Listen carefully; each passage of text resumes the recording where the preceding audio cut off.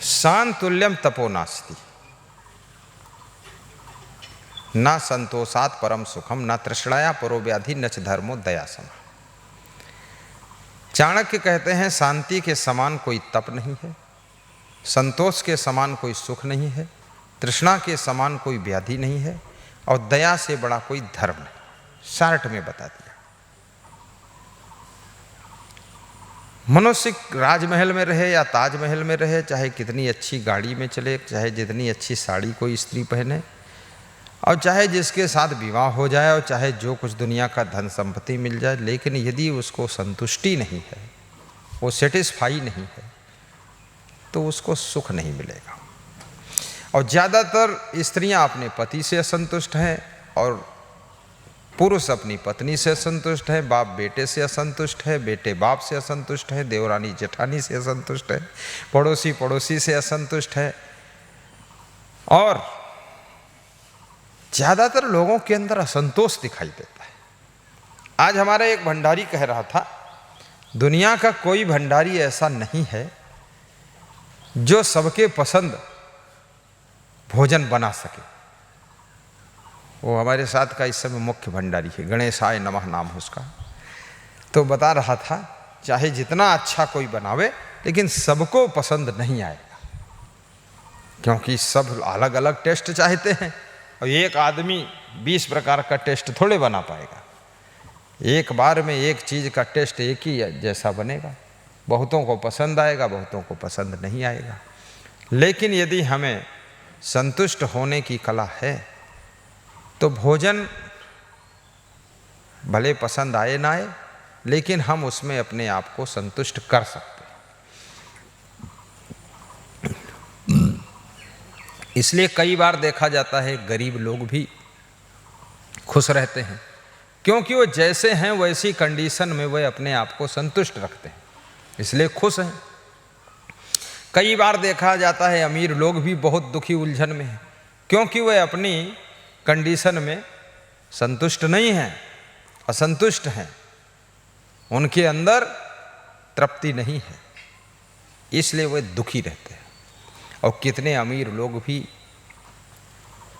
अपने आप को अपनी पोजीशन में संतुष्ट कर लेते हैं, वो सुखी हो जाते हैं। यानी जो मिला है उसमें आप अपने आप को संतुष्ट कीजिए।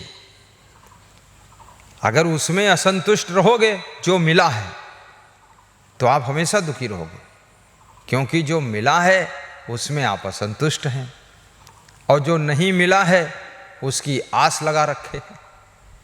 तो जो नहीं मिला है वो तो बहुत दूर है, वो तो आपके पास है ही नहीं, और उसकी आस में बैठे हो इंतजार में।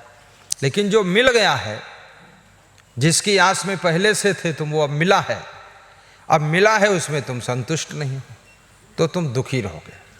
और जिसकी आस लगाकर बैठे हो, जिसको पाना चाहते, वो भी जब मिल जाएगा उसमें भी तुम संतुष्ट नहीं होगे, तो उसके मिलने के बाद भी दुखी रहोगे। यही हाल लोगों का हुआ है। तो किसी भी कंडीशन में स्वयं को समझा करके संतुष्ट करना सीखिए, असंतुष्ट मत रहिए। गरीबी हो या अमीरी हो। हमारे संत लोग एक भजन गाते हैं बहुत अच्छा,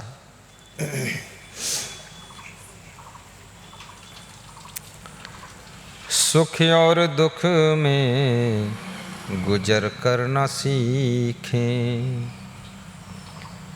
सुख और दुख में गुजर करना सीखें, अपनी कमाई में बसर करना सीखें, अपनी कमाई में बसर करना सीखें।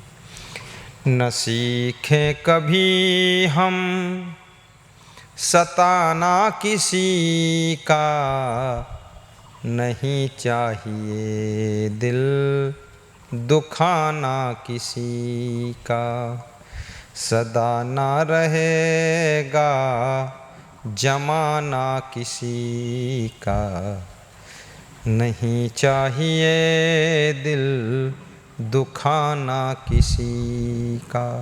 चाणक्य कहते हैं कि संतुष्टि ही सुख है। अब संतुष्टि का ये भी अर्थ नहीं है कि तुम्हारे पास कुछ भी नहीं है और चुपचाप बैठे हो, कुछ काम नहीं करते हो, किसी ने कहा काम करो तो तुम कहते हो हमें संतुष्टि है। ये संतुष्टि नहीं है, ये अज्ञानता है, नासमझी है, और ये आपकी मूर्खता है और आपका आलस्य है।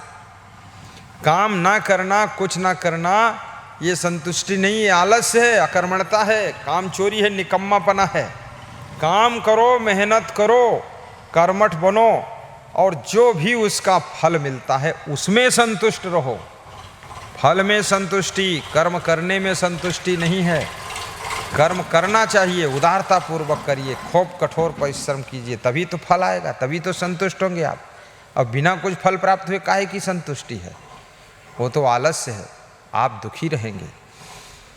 शांतुल्यम तपो नास्ति, और शांति से बड़ा कोई तप नहीं। जंगल में जाकर आंखें मूंद कर बैठे, पहाड़ों पर आंखें मूंद कर बैठे हैं, अंदर का क्रोध ठंडा नहीं हुआ है। नाम रखा मुनि शांतनाथ, और क्रोधी नाथ बने, तो बेकार है तुम्हारा ढोंग मचाना। शांति से बड़ा कोई तप नहीं है। शांति, और शांति को श्री कृष्ण कहते हैं, शांति का एक अर्थ होता प्रसन्नता। आदमी के पास में शांति है, इसकी पहचान क्या है? इसकी पहचान है उसके मुखमंडल पर प्रसन्नता रहेगी, दिल में खुशी रहेगी। यदि हृदय में शांति है तो मन में प्रसन्नता जरूर झलकेगी और चेहरे पर खुशी प्रकट होगी, दिखाई देगी। इसलिए जितने लोग टेंशन में रहते, उलझन में रहते, कोई गलत काम करते हैं, चोरी करते हैं, अपराध करते हैं या छल कपट किया है, तो प्रसन्न नहीं रहते हैं, मुंह ऐंठ कर बैठते हैं। मुंह ऐंठ कर इसलिए बैठते हैं, उनको अंदर डर है, भय है, संकोच है, असमंजस है, कहीं हमारा चोरी खुल ना जाए, हमारी गलती खुल ना जाए, हम पकड़े ना जाए, घबराहट है, तो प्रसन्नता कहाँ रहेगी? तो जिसके हृदय में शांति है उसके मुखमंडल पर प्रसन्नता रहती है और मुखमंडल पर खुशी झलकती है। लेकिन हृदय में शांति कैसे आएगी? जब गलत काम नहीं करोगे तभी हृदय में शांति आएगी। और गलत काम करोगे, गलत बात करोगे, गलत आचरण करोगे, भ्रष्टाचार करोगे, चोरी चपारी करोगे, छल कपट करोगे और लोगों को धोखाधड़ी दोगे, बेईमानी लफंगेबाजी करोगे, व्यभिचार करोगे, उल्टा पल्टा सेटिंग कटिंग डेटिंग बनाओगे, तो तुम कभी भी अंदर से शांत नहीं रहोगे, तो मुखमंडल पे प्रसन्नता नहीं रहेगी और चेहरे पर खुशी झलकेगी नहीं।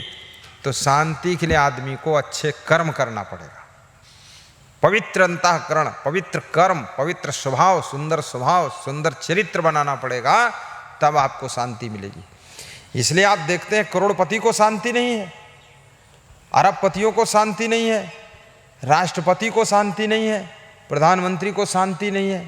शांति तुमको कभी भी नहीं मिलेगी। संपत्ति मिल सकती है छल कपट से, बेईमानी से, धन मिल सकता छल कपट बेईमानी से, लेकिन शांति नहीं मिल सकती है। और ये भी याद रखना, दुनिया की सभी संपत्ति दे करके और सभी धन दे करके भी शांति तुम नहीं पा सकते हो, लेकिन उस धन के लालच में, संपत्ति के लालच में पड़ करके तुम अपनी शांति को खो देते हो। और जिस धन के लिए शांति खोते हो वो धन देकर भी शांति वापस नहीं पा सकते हो। इसलिए शांति अमूल्य है, प्रसन्नता अमूल्य है, खुशियाँ अमूल्य हैं, बाकी सब चीज़ों का मूल्य है। और जितनी चीज़ें दुनिया से प्राप्त होती हैं, बाहर से भौतिक चीज़ें आपको सुविधा दे सकती हैं, आराम दे सकती हैं, लेकिन आपको शांति नहीं दे सकती, खुशी नहीं दे सकती, प्रसन्नता नहीं दे सकती है। इसलिए अध्यात्म की आवश्यकता पड़ती है, ताकि हमारा मन निर्मल हो, आचरण हमारे शुद्ध हो और कर्म पवित्र हो, जिससे हमको शांति मिले, हमारा छल कपट छूटे। तो शांतुल्यम तपो नास्ति, शांति से बड़ा कोई तप नहीं। ये बहुत बड़ी तपस्या है, गलत आचरण से बचना, अच्छे कार्य करना। ना संतोषात परम सुखम, ना तृष्णाया परो व्याधि। और तृष्णा से बड़ा मनुष्य का कोई रोग नहीं है। नच धर्मो दया समा, और दया से बड़ा कोई धर्म नहीं है। सबसे बड़ा धर्म दया है, प्राणियों पर दया करो। अब जो दया करेगा वो मांस मछली अंडा मुर्गा नहीं खाएगा, क्योंकि हिंसा करके ही ये सब मांस प्राप्त होता है। जो दया करेगा, रहम करेगा। कुछ लोग रहम की बात करते हैं लेकिन बेरहमी से जीव जंतुओं को मार कर खाते पीते रहते हैं। और मनुष्य ही एक ऐसा प्राणी है जो इस सृष्टि का महान प्राणी है। इसको कभी भी कुसंगत में पड़ करके गलत खान पान नहीं सीखना चाहिए, गलत आचरण भी नहीं करना चाहिए और अपनी ज़िंदगी को अच्छा सुधारना चाहिए, दयालु बनना चाहिए और कृपा करनी चाहिए। करुणावान बनो। आप सबका कल्याण हो। बहुत बहुत धन्यवाद।